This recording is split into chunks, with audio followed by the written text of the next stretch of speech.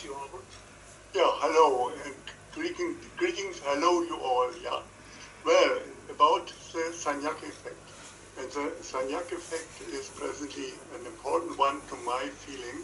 And why is this Sagnac experiment important? This experiment answers the question of the constancy of the speed of light in an arbitrary frame of reference. And so it decides between the relativity of Einstein and the relativity according to Lorentz. So we have to talk, I will talk a little bit first about this relativity question. We have two ways of relativity. The one of Einstein, which is based on principles. And the principle of relativity is the following. The laws of physics are the same in every inertial frame. That is Einstein. And he has based his relativity on this. We will see it later a bit more. The second way is of Lorentz, and Lorentz has based relativity on known physical processes. These are two processes in general, in principle for special relativity. Temporal processes slow down at motion, and fields contract at motion. Lorentz way gives the same results as Einstein, but the mathematics is dramatically simpler. Also imagination is much simpler with Lorentz than with Einstein. And this way resolves in addition unresolved problems, like the dark matter and dark energy problem, also inflation and things like that. Okay, we start with special relativity as 3 points: contraction, dilation, the constant speed of light, constancy of the speed of light, and piece by piece, the contraction. Einstein has defined that space must contract so as to fulfill the relativity principle, which was his guiding way. For Lorentz, it's a contraction of fields, and that is a physical fact known from the Maxwell theory, found by Heaviside, and so it is a physical fact. And here the equations here, you know that it's found again in the Lorentz transformation later. And Lorentz was able to fully explain the Michelson-Morley experiment, since the Michelson-Morley experiment contracts also at motion, which explains fully explains the null result of the experiment. So dilation of time, again, Einstein has to define the dilation of time so as to fulfill the relativity principle. For Lorentz, this is not about time, but more physical, about oscillations. And there are internal oscillations going on with speed of light in a particle. That was a physical fact which was suspected around the year 1900. Was a bit speculative at that time, and later confirmed 1930 for Dirac and Schrödinger. So if you, precisely speaking, it's done for the electron, but there's no reason that other fermions do it in a different way. And this dilation propagates to all oscillations and also in our macro world. You can see it here as a principle here. If you have a Dirac light clock and you move it and you see the period, the time of a period is extended, and this causes this equation which we could know. And if we assume a particle model, which I assume with subparticles orbiting at speed of light, it's also the same cause for dilation. So there, now back to Sagnac. There are two opinions about the Sagnac experiment. The one say the Sagnac experiment conforms to Einstein, and this was frequently investigated and published, and most with this result. And also the Sagnac experiment conflicts with Einstein. Who is right? One can say both are right in a different way or for a different perspective. This positive opinion is correct for an observer at rest who checks the setup from the outside. The Sagnac setup looks from above to the thing and looks what happens there. That is all in confirmation, conforms to Einstein. And the other one, it is that it not fits is correct for an observer who moves with the system, which is particularly actual for navigation systems. I had to do with such navigation systems, and so I was brought to use this again as an argument pro or contra the conformity to Einstein. This is the Sagnac, in a simple way, this is Sagnac setup. We have a light source here, and the light goes through a beam splitter. One part goes straight to a mirror, and then to a mirror again, to a mirror again, and then again straight to a detector. And the other one is reflected here, goes this way, mirror, mirror, mirror, and back also, and comes to the detector. Of course, only a part of it, but there comes something. And here we can have interference relation, and this interference is in a stable situation, a constant picture. So now, that's the interesting thing. If we rotate the whole apparatus, then it's easy to say that now the way here going with the rotation is a longer one, so it needs, the signal needs more time to arrive here at the detector, and the other one, opposite to the motion, needs a curve, shorter time, and comes here on, and so this rotation is indicated by a change of this interference picture here. Okay? And in this view, if you look into it in this way, it is no problem with Einstein, because every motion here, every part conforms with Einstein. That is a view from an observer at rest. So, and this is used, for instance, here, what I've seen as a technical realization. Here it's not mirrors, but we use a fiber optic here and use several wines. The more, the preciser is the whole thing, and it happens, it's going on the same here. The light beam goes through the beam divider this way and arrives here to the detector, and the other one is reflected here, also goes the other way around, and also ends up with the detector. And that is again very sensitive to a rotation of the whole apparatus, and can be used to measure or to detect rotations, which is very essential for navigation systems. We had earlier, you know, perhaps mechanical gyroscope platforms used in planes and ships. They are very heavy, very expensive, need very much maintenance and so on. This is a very simple device. You can see this is, for instance, such a box you can buy which has it in it, and the precision is, I think, great. Can have 1/3 of a degree deviation of precision of a day. So if it's more than 1/10 of a degree per day, this will be detected by such a device. Okay. Yeah, and my statement, this navigation function only works because Einstein is wrong, and I want to show you that.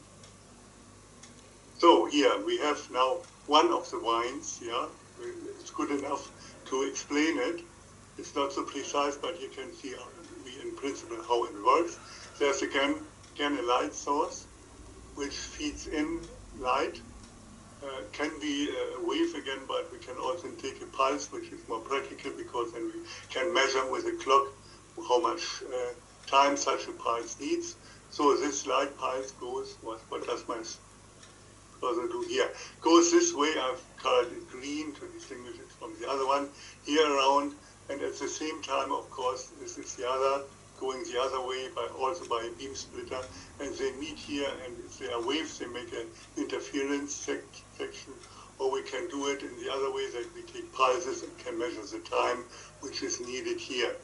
And here this is the equation, the time right hand and left hand is the same, and the speed of this pulse is the circumference divided by the time which is measured. Now, if it's now rotated the whole thing, then the meeting point during such a way, one circuit goes here to the side. So one way again, is longer for a pulse, and for the other pulse it is shorter. For the green pulse it's shorter. That is indicated here. The one is shorter, that is one which goes opposite to the rotation, and the one next is longer, time which can be measured here. And so we measure speed, or calculate the speed from it, and for the brown circuit or pulse, the speed in the system, in this rotating system, is c minus v. V is the speed on the surface of this apparatus, and the speed, the green speed, is c plus v, also for the observer of the system, more than the standard speed of light. So we look at more careful to this whole thing, because that is an essential part of this consideration. We take a little sector out of it and look further to the sector, that is this one. And this is only now the brown pulse. That is sufficient to look at one of them. And of course, the speed which I've shown on the previous one is the same all over this whole circuit, because that is given by symmetry. So, and this now moves into this direction on a circuit, and for observer, that should be observer, which moves with the whole thing here, this rotational motion. For him, if he measures speed of the pulse, it is c, speed of light, minus v, which is the speed of this thing. Okay. Now, it is not the speed of light, so one could say in conflict with Einstein, but special relativity is not for rotational motion or for curved paths. So it's not by itself, this is not a real information about it. But to get this, we take here a little straight piece of such fiber optical piece. And here a pulse moves also to this direction, and the whole thing here, the whole piece of fiber moves in the same direction tangentially with the same speed. And if we now measure the speed of this signal here, we get, of course, can we expect the speed of light, the nominal speed of light. Okay, now we have different cases with different measurements. Yeah, but we can now consider the following. We have here this difference, and we have this number here, this value here, and this difference between both is v, is independent of the radius here of this circuit, of this loop. So we can increase this radius, and this will not change the difference. We can increase this as much as we want and can. The difference always is v. So now we can increase the radius until it reaches infinity. And if it reaches infinity, then these two sections here and here become physically identical. But still, we have the case that here we have c minus v and here c. So, and then we have a conflict, because in that case where they are when they are physically identical, they should have the same value. Who is right now? Which one is right now? This is right, because correct, because it is a direct measurement with one clock at the end. And why is this different? And that is now the interesting case. It is different. We have to use two clocks here to measure this one-way. For a one-way piece, we always need two clocks. And these clocks, of course, have to be synchronized. And the problem is, how are they synchronized? So, again, the difference between both measurements is independent of the radius. And we have here made the transition from the Sagnac case, which is curved, to the Einstein case, where it is straight. Here, now, Einstein synchronization, that is a problem.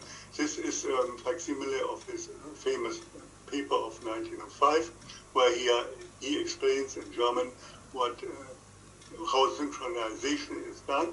I have taken it out here again in German, and here I have the translation to English. Okay, and Einstein says to synchronization, to this topic, but it is not possible without further definition to compare an event in A, one position, and an event in B, the other position.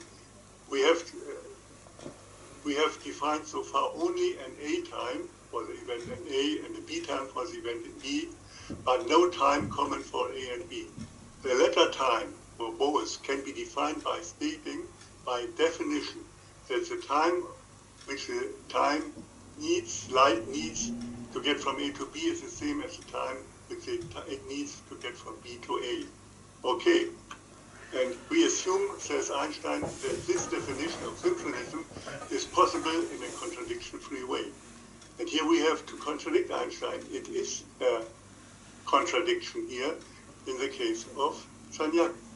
Again, what Einstein does, just to make it clear, we have two clocks which have to be synchronized. The whole thing is moving, and we send a signal from A to B and a signal from B to A, and Einstein says we rely on the fact that T1 and T2 are both the same. So, and this assumption of Einstein is only correct if C is constant in any moving system. And that now is circular reasoning. If you synchronize two clocks in this way, then you can measure any speed of light and you will always get the same value. It's a circular reasoning. Yeah. So if clocks are synchronized in this way, the speed result must always be speed of light, the nominal. So, and that means, or the result is, the conclusion is, the constancy of C is not a property of nature, but it's a property of Einstein's synchronization. I hope this is understandable. This is the essential result of this view on the Sagnac experiment. So we have the other case, which we know that is a two-way measurement. Light signal is sent to the mirror and comes back, and we measure this nominal speed of light. And if this is moved, we measure the same speed of light. But we know if this is moved, the clock will run with a different speed, and also these distance, the mirror will, by contraction, move closer to these points here of the sending and receiving point, and that is of course given, and that is given, as I said, already by the Maxwell model. So here's the other point. Now, 2 points. The clock runs more slowly in motion, and the distance d contracts in motion according to Maxwell, and this also covers the Michael-Morley experiment because that is what essentially goes on by the Michael-Morley experiment. Okay, so with this result of Sagnac, the Lorentz version of the relativity is the only surviving one. And this has tremendous consequences. We do not need any four-dimensional space-time in special relativity. We do not need curved four-dimensional space-time in general relativity. We can use Euclidean geometry, that is dramatically easier mathematics. So because, why did Einstein do it this way? To show it in a simple way, he had to solve this equation C plus some speed v is against C for any v, and this is not possible by Euclidean geometry. So Einstein had to invent a new geometry that was space-time what he has invented to solve this problem. And for special relativity, this is the Minkowski metric, and for general relativity, the Riemannian geometry. This space-time is a cause, as we know, and we have learned it for many problems and for the difficult understanding of Einstein's theory. And when we do it with Lorentz, we can add it in the normal way, Euclidean way. Of course, now we have to take into account that these single speeds are normally measured in a different frame than the result of the sum. And we have then, of course, made a transformation to the frame of the observer. And then we get as a result, again, as a nominal result, the speed of light. But that is a consequence of this necessary transformation. So, the consequence of Euclidean geometry.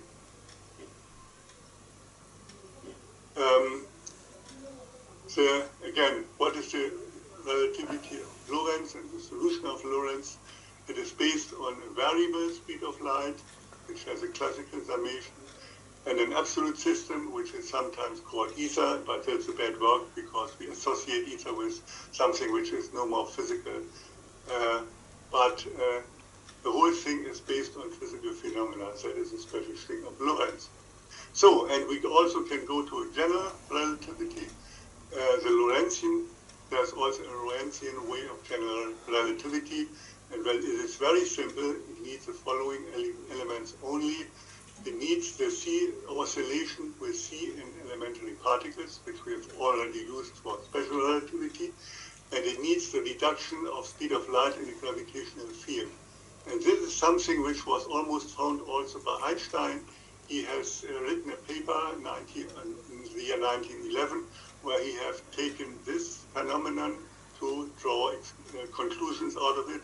But he made in his calculation an error. He had an error, and so he didn't continue. He should have continued, then he would have, I think, ended at the same thing as I have shown it here to you. So now we have here with general relativity a much simpler mathematics. Do not need curved spacetime, and I will show you this at an example. And this is a deduction of the Schwarzschild solution. I think you know the Schwarzschild solution, but I can say it again. Einstein's field equations are very complicated, and Schwarzschild has built a subset or reduction of it for the case of a spherically symmetric field like around the sun, and then anything becomes much easier, much simpler. And this is the case which is often happens, and is often the case in questions of astronomy, and so it's helpful. Okay, here is the deduction of Schwarzschild solution. According to Einstein, these are more than 80 equations. I've copied them from a textbook about general relativity. Without text, just equations one after the other. And to understand these equations, we have to understand Riemannian geometry of the four-dimensional curved spacetime.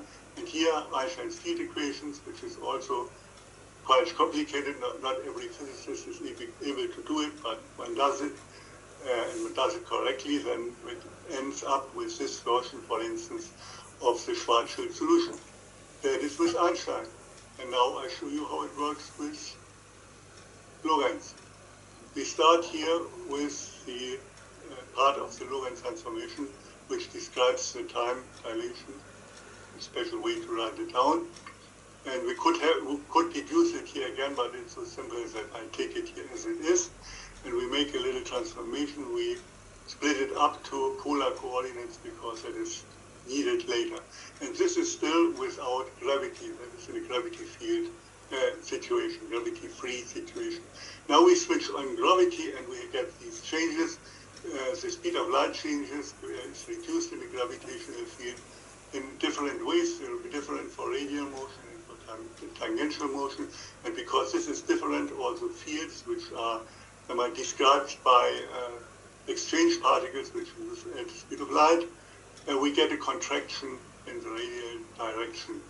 That is just a consequence of these two effects.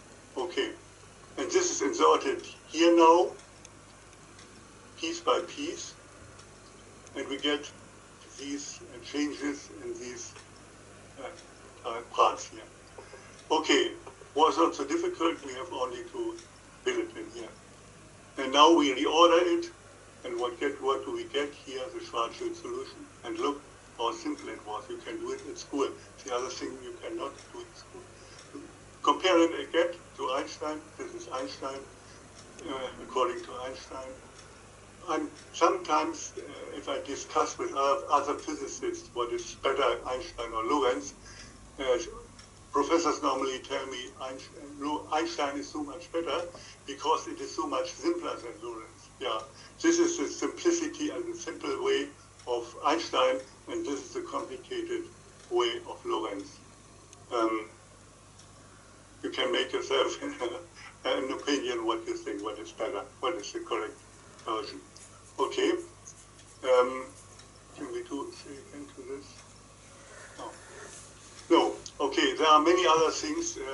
I have investigated other situations of general relativity, and I also found one can do them with Lorentz. It's simpler, and it has the same result.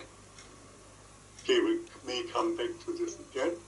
Okay, so what is our lesson? What is the conclusion from these things which I've shown you? Einstein's assumption of the constant speed of light in any frame is a historical error. He does it with his way of synchronization, one could say. And that is circular reasoning. Einstein's assumption of the absolute absence of an absolute blast frame is also historical error, which both hang together, logically are connected.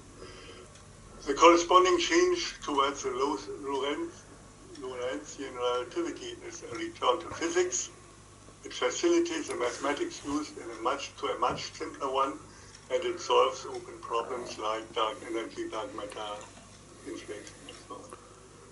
So here another summary from Christoph, philosopher Hans Reichenbach, German philosopher.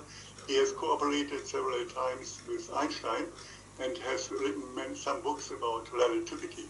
And he has made the following analogy. He said, we can see Einstein's relativity analog to the Ptolemaic system and Lorentz relativity analog to the Copernican system.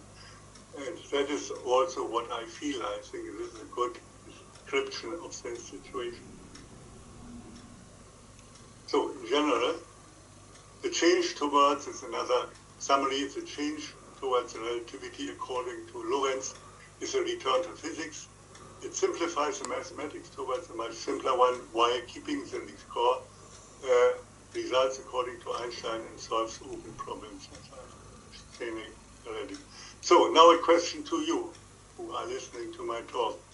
If somebody of you in the audience doubts this fact, and this fact is the fact that Einstein and Lorentz have the same results than Einstein, please name me a physical process that you think can only be processed via Einstein. And I think I can answer to it, and I'm quite confident that I can show you that it really works. So, why, a bit history now, philosophically more, why did Einstein follow this way? Lorentz, when he made the beginnings of relativity, has used physical facts which were speculative at his time, however ensured today, like the internal rotation with speed of light. Einstein was subject to the zeitgeist, mainly for the positivism, that is a special understanding of what reality is, which was also taken in the same way by Heisenberg. Einstein has attended in Germany the German Humanistic Grammar School. In this grammar school, I know it by my own experience, follows the philosopher Plato in the way that for Plato are structures and principles the basics of our world. And Plato says matter, or material, how shall I call it? Matter is a kind of a delusion. It means nothing. It means nothing. That was Plato's opinion, but what builds our world are structures described by principles. Okay, that's what I wanted to tell you, and I thank you for your attention. Sorry. Yeah.